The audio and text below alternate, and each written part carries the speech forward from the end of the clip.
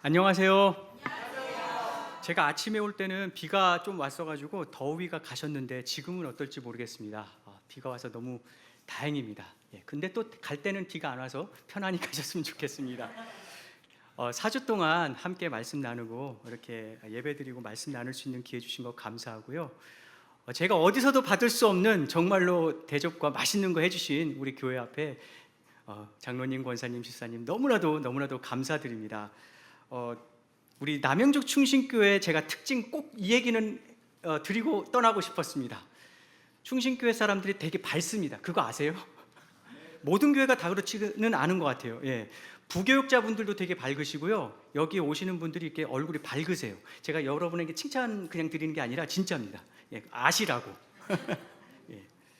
그리고 3부 그 청년 예배 드릴 때 보면 다 선남 선녀예요. 요즘 젊은 사람들이 다 그렇게 예쁘고 잘생긴 게 아닌데 이 교회는 우리 남영충신교회 정말로 여러분 자녀가 거기 계시다면 그냥 입에 침 발라서 그냥 하는 소리가 아니라 진짜입니다. 너무 신기해요. 그리고 목소리도 왜 이렇게 다들 좋으십니까? 오늘 6.25 참전용사 우리 선생님 만난 거 정말 영광입니다. 정말 영광입니다. 제가 미국의 한국전쟁 참전용사께 제가 이번에 인사를 드렸거든요. 여기에 이 자리에 이렇게 계실 줄은 괜히 멀리 보내지 않고 너무 영광스럽고 감사합니다. 나라를 위해서 싸워주신 거. 목소리가 너무 좋으시고 오늘 기도해 주신 분은 오늘 그 성우신가요? 목소리가 너무 좋으셔서 진짜인가요? 성우? 너무 제가 깜짝 놀랐습니다. 캐서린 스위처라는 분이요 1967년도에 보스턴 마라톤 대회에 여자 이분이 이제 참여를 했습니다. 근데 67년도까지요 여자가 보스턴 마라톤 대회에 참여를 못했다고 그래요. 왜 여자가 마라톤 대회를 못 참여하겠는지 참 그 편견이 참 심하죠. 근데 이분이 보스턴 마라톤 대회에 이제 자기가 참여자로 이렇게 사인업을 하고 난 다음에 이렇게 여자인 걸 가리려고 후드티를 입고 참여를 했어요. 이제 출발할 때 후드티를 딱 벗어서 나 여자도 보스턴 마라톤 대회를 할 수 있다는 걸 보이기 위해서 달렸어요. 그런데 보스턴 마라톤 대회가 이렇게 진행되는 중에 마라톤 대회 그 담당자 있잖아요. 담당자가 차를 타고 이렇게 지켜보다가 여자가 달리고 있는 거예요. 이분이 차에 내려가지고 그 캐서린 스위처를 보스턴 마라톤 경주에서 끌어내리려고 밀쳐려고 이제 내려왔어요. 그때 사진이 이렇게 찍혔습니다. 참 불명예죠, 이 남자분.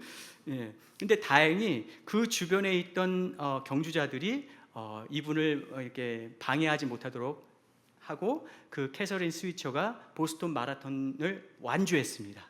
그리고 이게 대서특필이 돼서 왜 우리가 여자는 마라톤을 못하게 하나 말이 안 되잖아요. 그래서 그 이후에 보스턴 마라톤 대회에 이제 여자들도 참여할 수 있게 되었다고 합니다. 우리의 믿음에 지금 믿음의 경주라는 제목으로 말씀을 나누고 있는데요. 믿음의 경주에도 방해가 있습니다.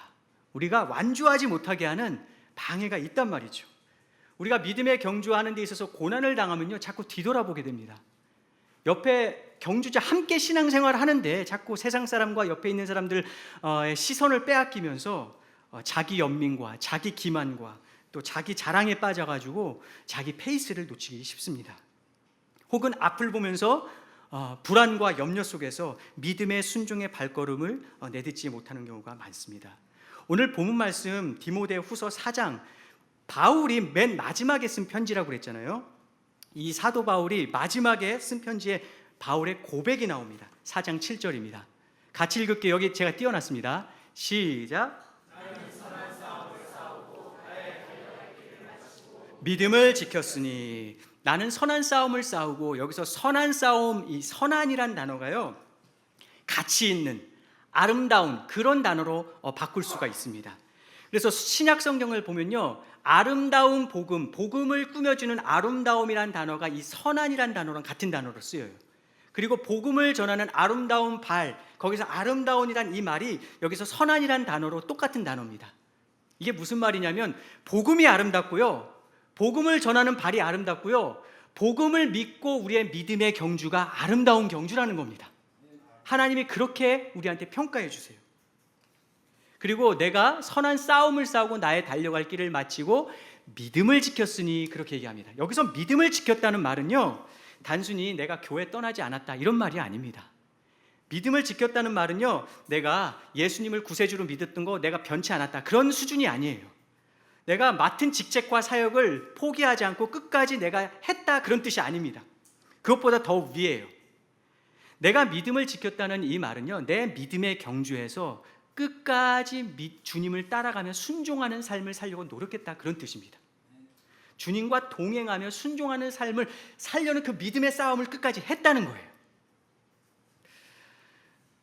어떤 분이요, 제가 이렇게 얘기하시는 분들이 있습니다. 죽기 직전에 예수 믿고 죽은 사람이 제일 장땡이야. 이런 얘기를 하시는 분들 왜 하겠습니까? 예수 믿는 것이 힘들거든요. 믿고 결정하고 이 믿음대로 신앙생활 하면서 싸우는 게 얼마나 힘듭니까? 그런데 막 살다가 죽기 직전에 예수님 영접하고 천국 가는 사람 수지 맞았죠, 그렇게 생각하고 얘기하시는 분들이 있습니다. 그런데요, 그건 부러워할 일이 아닙니다. 여러분이 성경을 잘 보면요, 성경은 그렇게 가르쳐주지 않아요. 왜 그런 얘기를 하냐? 그럼 구원과 구원의 삶을 성경에서 어떻게 가르쳐주는지 아직 잘 몰라서 그런 거예요. 여러분, 우리가 구원받고 예수 믿고 하나님 자녀된 건요, 천국 가는 것, 그게 다가 아닙니다. 물론 그게 포함돼요. 하지만 천국 티켓 받고 그게 그리스도인이고 신앙이다, 그게 다가 아닙니다. 그 이상입니다. 하나님은 우리의 구원, 우리의 영혼을 죄와 심판으로부터 구원하실 뿐만 아니라 우리의 삶도 구원하길 원하세요. 우리의 삶이 있잖아, 삶이. 인생은 아무것도 아니에요? 예수 믿고 나서 막 산 다음에 그냥 가면 되는 겁니까? 우리 인생 귀하잖아요. 우리 시간이 얼마나 귀한데. 하나님은 우리의 영혼뿐만 아니라 우리의 삶을 구원하시고 되찾길 원하신단 말이죠. 제카일스라는 목사님이요, 미국에 계신 분인데 돌아가셨어요, 오래전에. 이분의 책에 보면 이런 예화가 나옵니다. 이 목사님 교회가 교회 주변에 술집을 샀어요, 술집을. 왜냐하면 청소년 사역이 막 번성하니까 청소년들 쉼터를 얻어서 도와주고 이제 지역 사회를 도우려고 교회가 술집을, 건물을 샀습니다. 산 그 순간부터요, 쌓인 한 그 순간부터 그 술집 건물은요, 소유가 바뀌었어요. 교회 겁니다. 그렇죠? 교회 거예요. 그런데 그 교회 건물, 그 술집은 소유는 바뀌었지만 교회 건물 안은 여전히 술병이 나둥거라지고요, 냄새 나고요, 그 전날까지 술판 벌리던 그런 술집이거든요. 구원이 뭐냐? 우리가 예수 믿고 하나님 자녀된 게 뭐냐? 소유가 바뀐 거예요. 예수님이 십자가의 피로 우리를 값주고 사신 거예요. 소유가 바뀐 겁니다. 신분이 바뀐 겁니다. 근데 문제는 우리가 아직 죄 짓잖아요. 우리가 하나님께 의롭다로 이렇게 받아들여졌지만 우리 삶에 매일 죄 짓잖아요.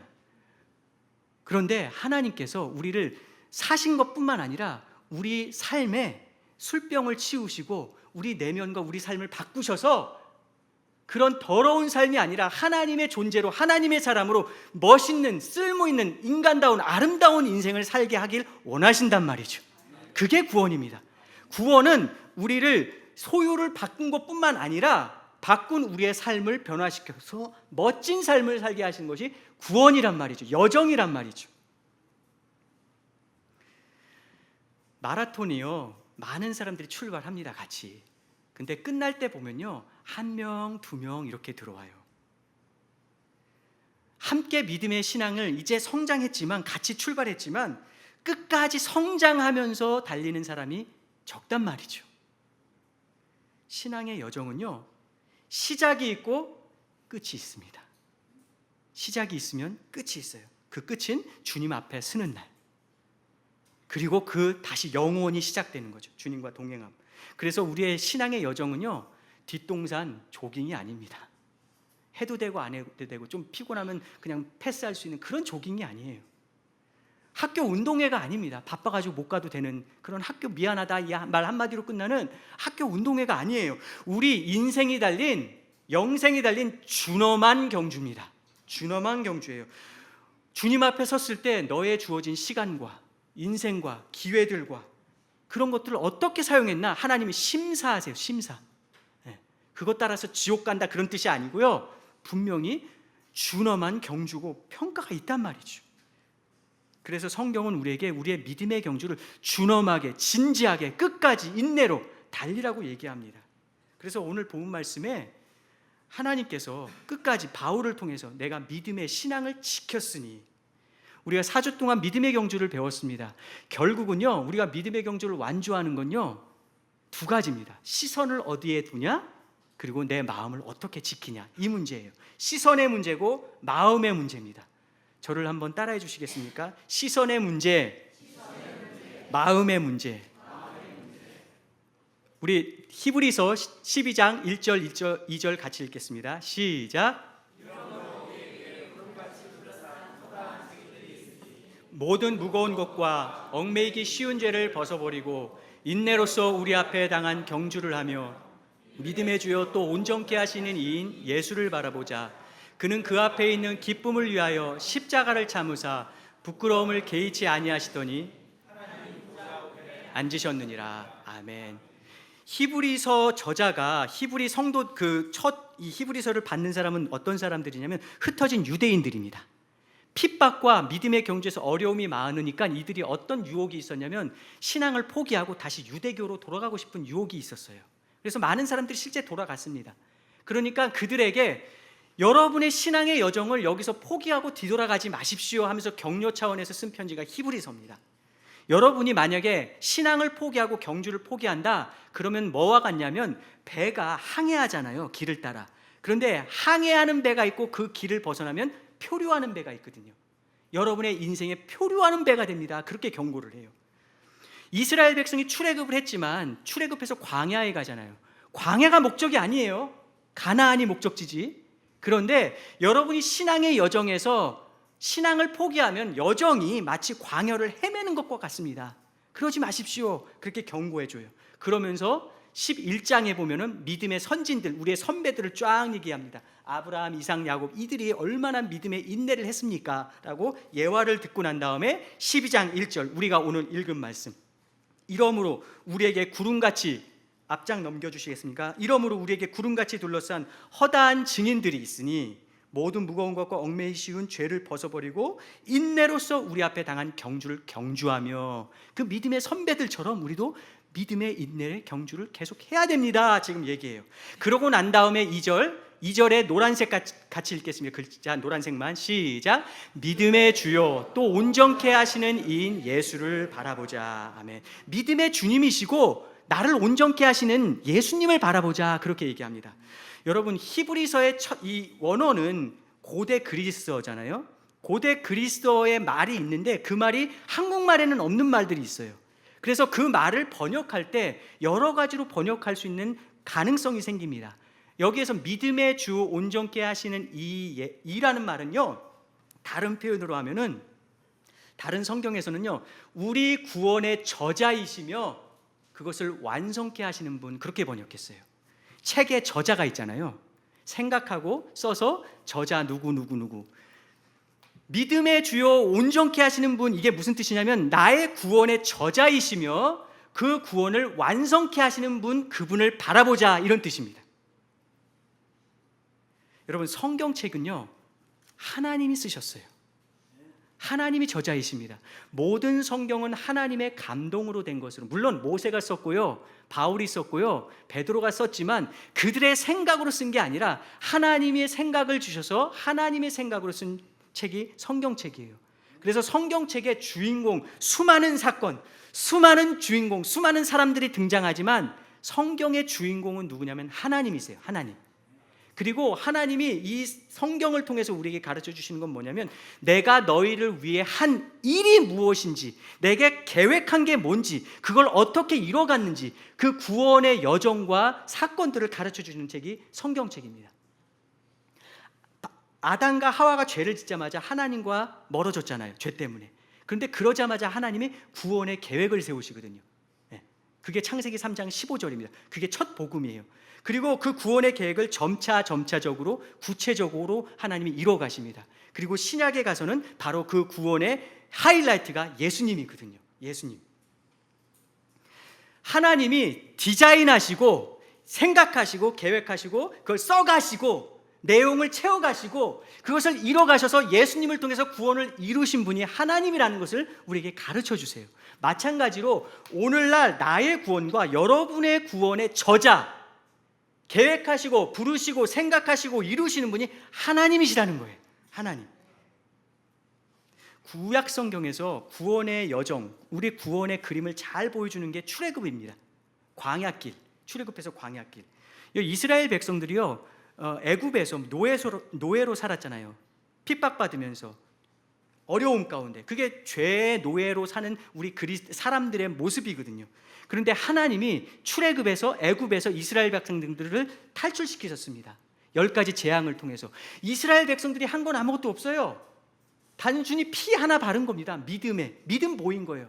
그걸 통해서 하나님이 이스라엘 백성들을 최강대국 애굽에서 탈출시키셨습니다. 그 탈출, 구원은 하나님이 하셨어요.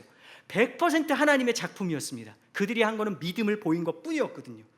그러고 난 다음에 어디로 가냐면 광야를 걸어갑니다. 광야를. 믿음의 여정을 보여주는 거죠. 그런데요, 광야에서 이스라엘 백성들은 노예였거든. 노예. 400년 동안. 노예는 자유가 없어요. 애굽 밖을 나가본 적이 없습니다. 애굽 밖의 길을 모릅니다. 지리를 몰라요. 그런데 이스라엘 백성들이 출애굽해서 가야 할 때 하나님이 갈 길을 모르니까 어떻게 하셨냐? 인도해 주셨어요. 뭘로? 밤에는 불기둥으로 환하게 비추시고 따뜻하게 해주셨고요, 낮에는 덥지 않게 시원하게 구름기둥으로 가려주시고 보여주셔서 그날 그거 보면서 따라갔습니다. 길을 몰라도 인도해 주셨어요. 공급해 주셨어요. 광야는 아무것도 없잖아요. 근데 하나님께서 물을 내어주셨고요, 만나를 내어주셨고요, 메추라기를 보내주셔서 먹이시고 입히셨단 말이죠. 공급하셨어요. 그리고 보호하셨어요. 애국 군대가 후회하면서 또 쫓아올 때 홍해를 가르시고 덮으셔서 하나님이 이스라엘 백성들을 승리케 하셨고 보호하셨어요. 광야에서 하나님이 보호하시고 공급하시고 인도하셨다고요. 여러분, 그림자를 보면은 우리가 그림자에 집중합니까? 아니면은 그 실체에 집중하게 됩니까? 우리가 그림자를 보면요, 그 그림자의 진짜가 뭔지를 보게 되거든요. 구약 성경의 그 출애굽과 광야 생활은요, 구원과 구원의 여정의 그림자예요. 그림자. 그 그림자의 실체가 누구냐? 예수 그리스도라고 신약 성경은 가르쳐주고 있습니다. 예수 그리스도를 통해서 우리에게 구원과 구원의 여정을 실제적으로 보여주셨단 말이죠. 제가 구원, 복음이 뭔지를 실물 설교로 한번 설명드리겠습니다. 에베소서에 보면요, 구원은 하나님이 우리에게 주신 선물이라고 그랬거든요. 선물. 자, 구원은 하나님이 우리에게 주신 선물이에요.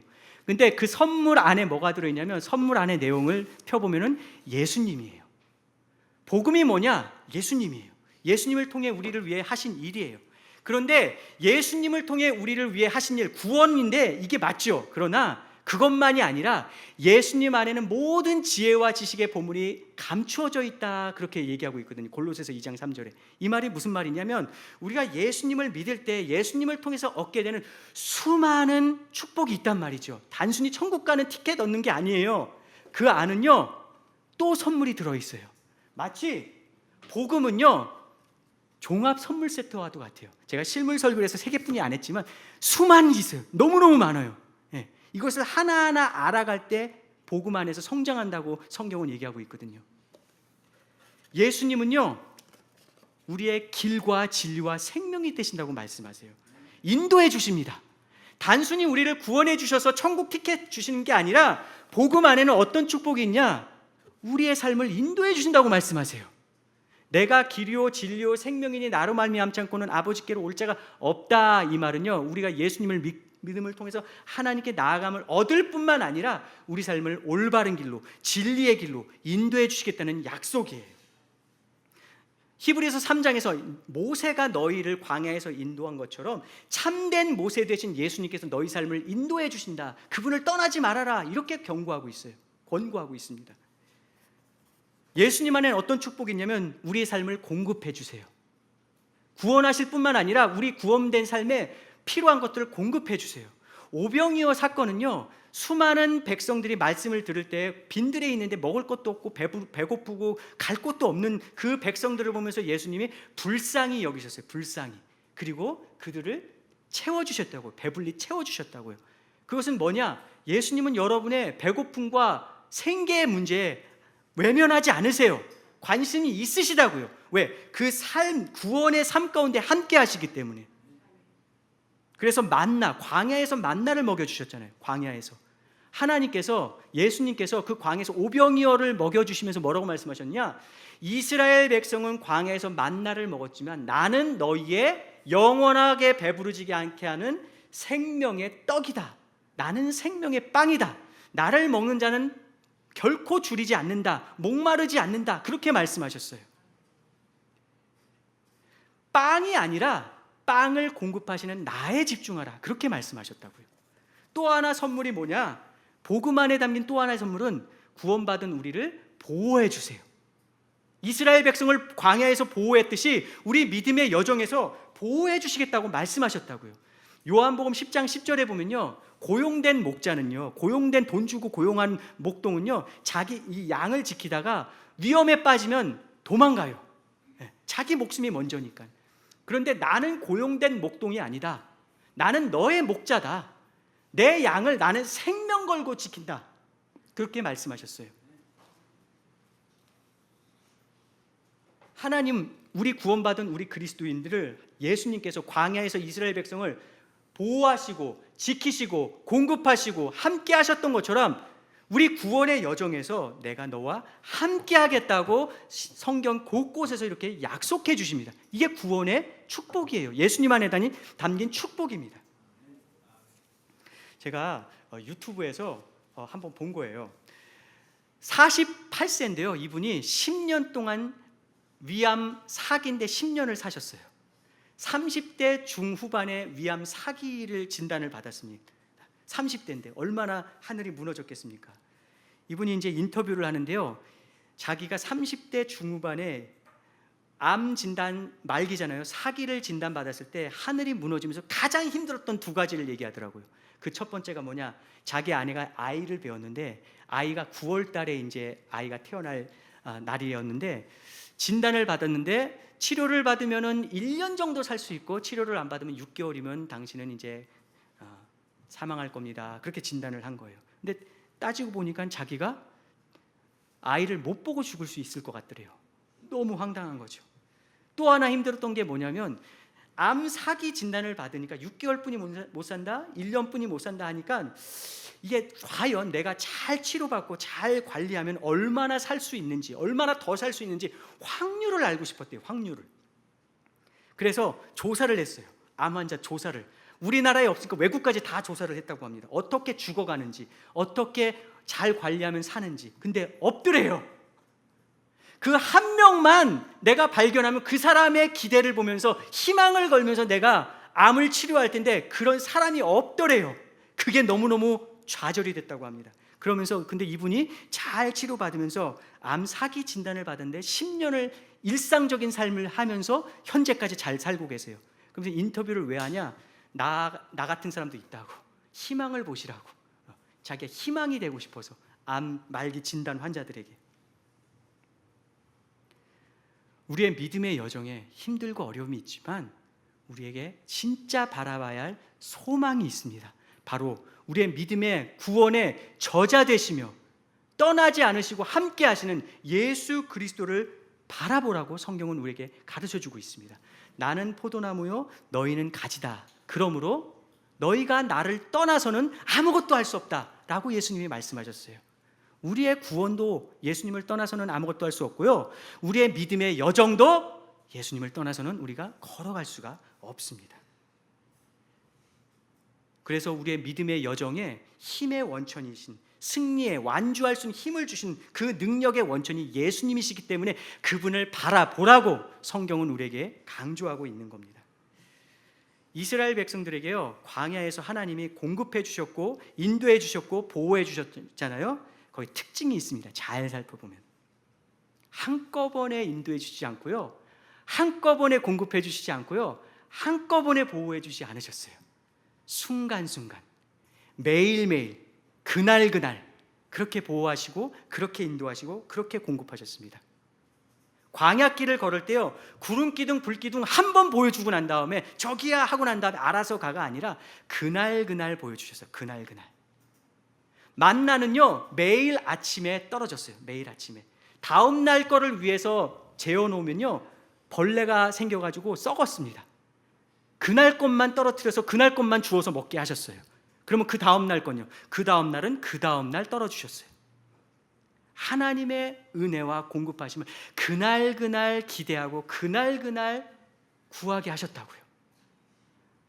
우리의 믿음의 여정에 하나님의 공급하심과 인도하심과 함께 하심요, 그날 주어집니다. 그날. 오늘 필요한 은혜를 어제 주시지 않고요, 오늘 필요한 은혜를 내일 주시지 않고요, 오늘 필요한 은혜를 오늘 주십니다. 오늘. 그게 하나님의 타이밍이고 하나님의 신실함이에요. 제 딸이요, 어렸을 때 저희 아내한테 자꾸 물어봅니다. 엄마, 오늘 저녁이 뭐예요? 어린 아이들은요, 스트레스가 적어요. 왜? 부모를 믿고 그날 공급할 것을 믿거든요. 그래서 물어봐요. 이번 달 음식은 뭐예요? 안 물어봐요. 오늘 저녁 뭐예요? 줄 거 믿고 물어보거든요. 그날 우리의 믿음의 여정에서 앞날 보면서 걱정하고 염려하면서 내가 순종할까 말까가 아니라 그날의 은혜를 기대하고 그날 은혜를 구하고 그날 순종하고 그날 교제하고 그날 자족할 때 하나님의 순간순간 매일매일의 경주를 통해서 우리의 믿음의 여정을 이뤄가게 하십니다.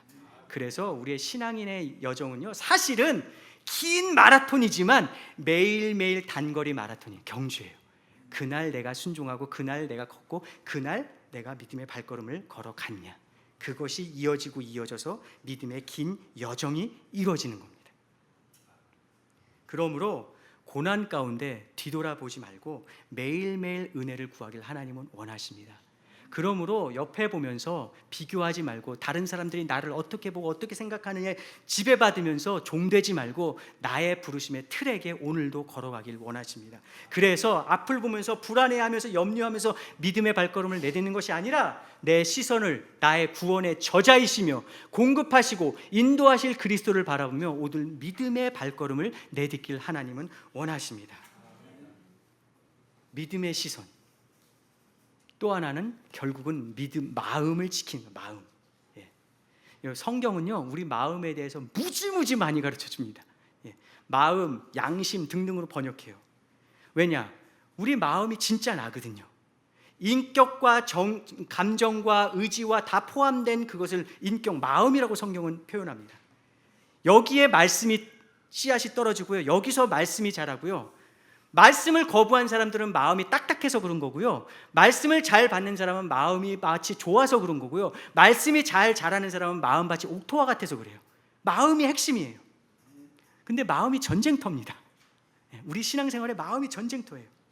우리 고난이요, 우리 마음을 다시 딱딱하게 만들 수 있고요, 비교하는 마음이 내 마음을 돌짝밭으로 만들 수 있고요, 불안하고 염려되는 그 마음이 나를 가시밭으로 만들어서 그런 것에 종되게 만들 수도 있단 말이죠.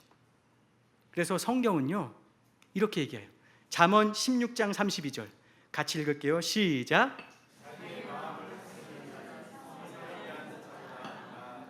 마음을 다스리는 게 얼마나 어려운지 성을 빼앗는 것보다 낫대요. 더 낫대요. 잠언 4장 23절 시작. 더욱 내 마음을 지키라. 생명의 근원이 이에서 남이니라. 생명의 근원이, 생명도 여기 떨어지고요, 그 생명도 자라는 것도 여기고요, 우리의 핵심이 여기. 마음 따라 달라지거든요, 세상이. 우리 행동과 말이요. 그 남아공에 정치 수용소에 27년간 갇혀 있다가 풀려나서 대통령까지 된 넬슨 만델라라는 분 우리가 들어봤잖아요. 이분이요, 27년 정치범으로 억울하게 갇혀 있다가 풀려났을 때 이게 TV에 중계가 됐다고 그래요. 근데 그분의 얼굴 표정이 환희에 차서 밝았다가 어두웠다가 막 그랬다고 합니다. 나중에 방송에 나와가지고 인터뷰를 하는데 그때 왜 얼굴이 울그락불그락 좋았다 나빴다 왜 그랬죠? 했더니 이분이 그렇게 얘기했다고 그래요. 27년 만에 감옥에서 나왔을 때 그 환희와 기쁨이 너무 커서 너무 기뻐서 얼굴이 밝았고요, 반대로 27년 동안 나를 억울하게 감옥에 갇혀놨다는 사람들 생각하니까 화가 치밀어 올라서 어두워졌대요. 그런데 내가 감옥에서 이제 나왔는데 또다시 내 마음의 감옥에 갇히지 않기 위해서 내가 생각을 바꿨다고, 그런 얘기를 했다고 합니다. 우리가 예수를 믿고 복음을 믿고 믿음의 경주를 하는 데 있어서 자꾸 우리의 주파수를 복음, 성경에 맞추지 않고 다른 것에 맞추면요, 우리가 다른 것이 내 마음을 지배하게 됩니다. 종이 된단 말이죠. 그래서 로마서 12장 1절에서는요, 같이 읽을게요. 시작. 오직 마음을 새롭게 함으로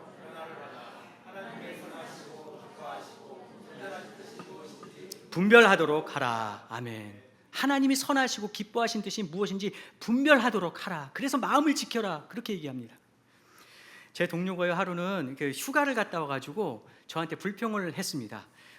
이태리 음식을 이 친구가 좋아하나 봐요. 어디 유명한 이태리 음식점에 이렇게 갔는데 기대를 하고 갔는데 너무 실망을 했대요. 왜 실망했냐? 치즈가 상했대요. 치즈가. 이태리 음식에 치즈가 많이 쓰이잖아요. 근데 치즈가 그 유명한 집인데 치즈가 상했대요. 저도 치즈를 좋아하지만 나름 치즈가 상했다는 게 뭔지 모르겠어요. 치즈 이렇게 익히는 거 아닌가요? 이렇게 숙성시키는 거 아닌가요? 그거 상한 거 아닌가? 그래서 물어봤더니 숙성된 치즈와 썩은 치즈는 다르대요. 근데 제가 잘 모르는데 김치를 생각하니까 딱 알겠더라고. 숙성된 잘 익은 김치와 썩은 김치는 다르거든요. 썩은 김치는 써요. 근데요, 잘 익은 김치는 말로 표현할 수 없을 정도로 맛있거든요. 우리 그리스도인요, 말씀으로 성장하고 숙성되지 않으면 변질되기 쉽습니다. 성장과 성숙과 숙성과 썩는 것과 변질은 달라요. 이사야 40장 8절에 풀은 마르고 꽃은 시드나 우리 하나님 말씀은 영원히 서리라 그랬습니다. 풀도 아름답고 꽃도 얼마나 아름답습니까? 다양합니까? 근데 그것도 시들거든요. 근데 하나님 말씀은 영원하대요. 영원하대요. 이 땅에 영원한 게 뭐가 있을까요? 이 땅에 영원한 거. 근데 성경에서 영원한 게 있다. 이 땅에 있는 하나님 말씀은 영원하다. 그렇게 말씀하세요. 어떤 목사님이 그렇게 질문하셨어요. 이 세상에 성경 말씀이 없다면 어떻게 될까? 저는 그 생각 한 번도 안 해봤거든요. 그런데 진짜 성경 말씀이 없다면 어떻게 될까? 성경 말씀이 없으면요, 하나님을 알 수가 없어요. 보이지 않는 하나님을 우리가 어떻게 알아요? 우리의 마음, 우리의 생각, 우리의 감정, 하루에도 12번 바뀌는 게 우리의 마음인데 어떻게 알아요? 하나님의 뜻을 우리가 어떻게 합니까? 성경이 없으면 우리가 하나님이 우리에게 하신 일과 구원을 어떻게 할 수 있습니까? 유일하신 영원한 하나님 말씀을 통해서 영원하신 하나님과 영원하신 우리의 영생의 삶을 알 수 있거든요. 그래서 잠언에서는 이렇게 얘기합니다. 같이 읽을게요. 시작.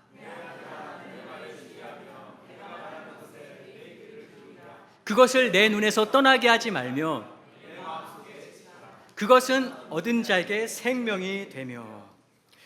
저희가 파푸아에 있을 때요, 이 선교사들이요, 자녀들을 부족에 데리고 가는 사람들도 있지만 그러지 못하는 사람들도 있거든요. 파일럿 선교사님들, 도시에 살아야 되니까.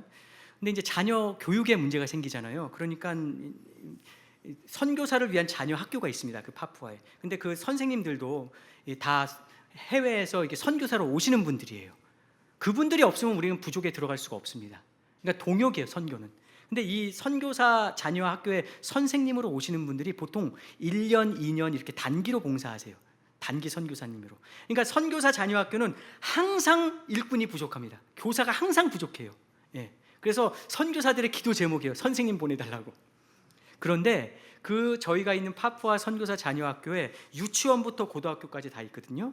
그런데 유치원 선생님 가운데 남자분이 계세요. 이분은 결혼을 안 한 분이세요. 60세 정도 되셨는데 30년 동안 파푸아에서 유치원 선생님으로 봉사하시는 분이세요. 결혼 안 한 이 독신 여성 선교사, 남성 선교사님들은요, 굉장합니다. 그 헌신도가. 선교 역사에서 대단해요. 그런데 그분이 겪는 어려움은 이루 말할 수가 없어요. 정말 외롭습니다. 도움이 필요하고. 근데 남자 선교사님은 더해요.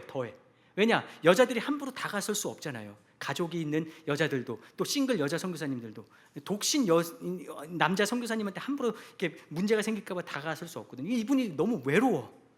항상 혼자예요. 근데 이분이 학교 끝나면 집까지 가는데 걸어 다녀요. 파푸아 길은요, 우리처럼 인도가 없습니다. 되게 위험해요. 그래서 오토바이를 타고 다니던가, 애들이 있는 사람들은 도시에서는 차를 꼭 몰고 다녀야 돼요. 막 술 취하고 마약 취한 사람들이 막 많아요. 그래서 그런데 이분은 그걸 걸어 다녀요. 차도 없고 오토바이도 몸이 안 좋아서 탈 수가 없는 거예요. 그런데 그 일을 30년 동안 했어요. 30년 동안. 제가 길에서 종종 그분을 봤거든요. 이렇게 걸어 다니는 걸. 그래서 제가 너무 궁금한 거예요. 이분입니다. 이름이 우리는 이분을 미스터 B라고 불렀는데 별명이죠. 마이런이라는 분이에요. 이분이 어떻게 그렇게 신실하게 30년 동안 그 외로운 곳에서 외롭게 혼자 30년 동안 유치원 교사로 아무도 안 알아주는데 그렇게 신실하게 할 수 있었을까 궁금해서 한번 알아봐야겠다. 저 사람의 비밀을 알고 싶다. 그래서 식사를 초대했어요. 그래서 어디 식당에서 만나서 밥 먹고 얘기를 하면서 그 사람 얘기를 막 제가 코치코치 물어봤습니다. 그런데 이분이 자기의 얘기들을 술술 털어놓는데 자기가 학교 끝나고 난 다음 집에 가는 시간이 1시간 정도 걸어 다니는데 정말 덥거든요. 45도 정도 됩니다. 정말 더워요. 예. 그런데 그 더위를 걸어 다니면서 매일 뭘 이렇게 메모지를 갖고 다니는데 알고 봤더니 성경을 암송해요.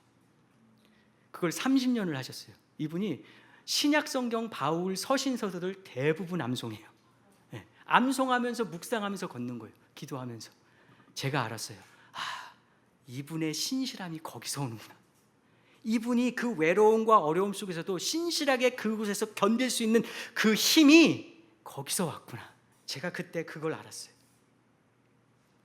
성경은요, 하나님을 만날 수 있는 통로고요, 하나님의 뜻을 알 수 있는 통로고요, 우리 믿음의 여정에서 인내로 걸을 수 있는 원천입니다. 원천.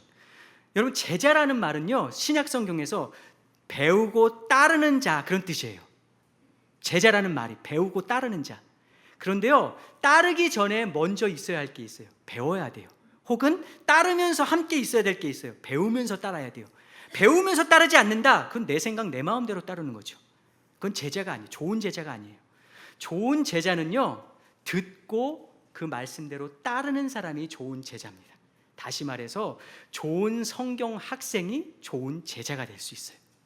좋은 성경 학생이 좋은 그리스도인이 될 수가 있습니다.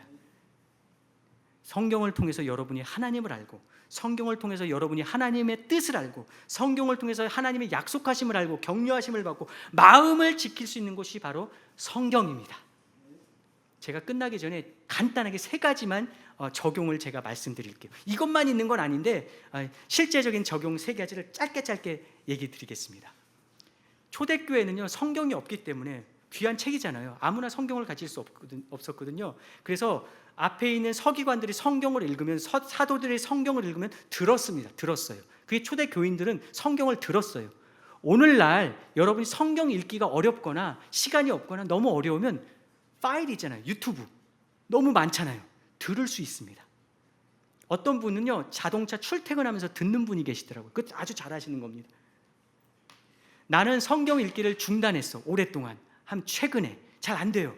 다시 시작하시면 돼요. 나는 그렇게 해본 적이 없어. 너무 성경이 두꺼워. 예. 요한복음부터 시작해 보세요. 요한복음. 신약 성경에 보면 요한복음이라고 있어요. 예. 요한복음부터 시작해 보세요. 다시. 왜 요한복음이에요? 예. 여러 가지 이유가 있을 수 있겠지만 요한복음이 전도를 위해 쓰여진 책이거든요. 예. 그리고 요한복음이 쉽습니다. 쉽다는 말이 깊이가 없다는 말이 아니에요. 굉장히 깊이가 있는 신학적인 책입니다. 하지만 다른 모든 성경책보다 단어가 적고요, 간단하고 분명해요. 요한복음부터 시작해 보세요. 한번 읽기를 시작해 보실 분들은.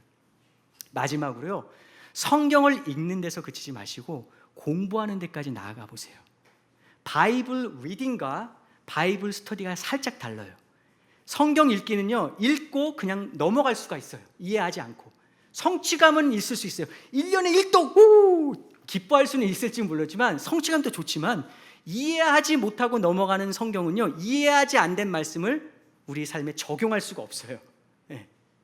그래서 성경 읽기와 성경 공부가 큰 차이가, 간단하게 얘기하면 뭐냐, 성경 읽는 건 그냥 읽는 거고요, 성경 읽기는요, 그 본문에 질문을 던져서 그 질문을 찾아가는 거예요. 쉽게 말해 생각하는 겁니다. 그리고 적어가는 거. 이게 성경 공부예요. 시간이 걸리죠. 자료도 필요할 수 있고. 그러나 시도해 보세요. 한 단계 도전해 보세요. 성경 공부는요, 사금 채취와 같아요. 여러분 집 앞에 개울이 흐르는데 거기 금이 있어. 그럼 어떻게 하시겠어요? 뭔가 바구니라도 들고 와서 푸지 않겠습니까? 예, 도구가 좋을수록 많이 금을 얻을 겁니다.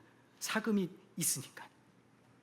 여러분이 시간을 들이면 성경은 사금 채취와 같아요. 반드시 금을 얻습니다. 반드시. 조금 얻든 많이 얻든 시간 들이는 만큼, 도구를 쓰는 만큼. 그래서 여러분이 성경을 읽고 듣고 공부하고 함께 모여서 공부하고 교회 성경 공부가 있으면 참여하고 성경을 멀리하지 마시고 성경을 같이 할 때 여러분의 삶에 금이 주어져. 금이. 마무리하겠습니다. 혹시 이 자리에 예배에 함께 참석했지만 아직 예수님을 안 만나고 아직 믿음의 여정을, 인생의 경주를 홀로 하고 계시는 분 계십니까? 망망대해를 고립된 섬처럼 그렇게 외롭게 살고 계신 분 계십니까? 예수님을 만나세요. 예수님을 만나면 여러분 삶의 여정이 시작됩니다. 표류하는 인생이 아니라 항해하는 목적지 있는 인생이 됩니다. 여러분의 인생의 여정에서 방황하고 고난과 비교와 염려와 자기 연민 때문에 헤매는 분 계십니까? 다시 돌아가세요. 믿음의 여정을 다시 돌아가세요. 안개가 자욱합니까? 불안합니까? 날마다 숨쉬는 순간마다 내 앞에 어려운 일 보내 주님 앞에 이 몸을 맡길 때 힘주시네 위로를 얻네. 매일매일 순간순간 그날 경주에서 그날 시선을 맞추고 그날 은혜를 구하고 그날 도움을 받으며 믿음의 경주를 할 때 하나님께서 여러분의 믿음의 여정을 완주하게 하실 겁니다. 경주는 완주돼야 됩니다. 같이 기도하겠습니다.